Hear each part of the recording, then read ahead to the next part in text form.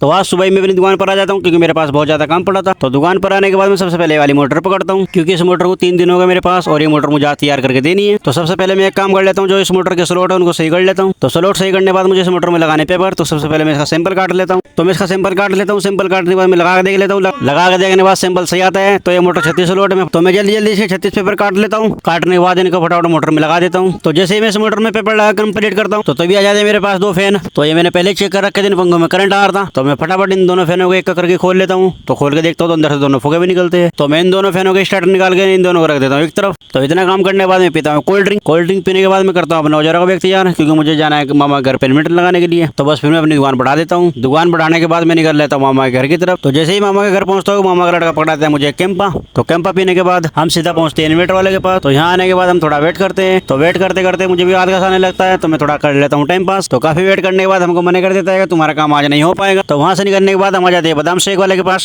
तो यहाँ आने के बाद मैं लेता हूँ 2 बादाम शेक। तो लेने के बाद हम दोनों मजे से पीने लगते हैं। तो मुझे तो बहुत मजा लग रहा था, भाई का पता नहीं। तो इसको पीने के बाद हम देते हैं पैसे। दोनों गिलास 100 रुपए में पड़े हमें। इसको पीने के बाद हम फिर यहाँ से निकल लेते हैं। तो फिर मस्ती मस्ती में हम आ जाते हैं अपने घर।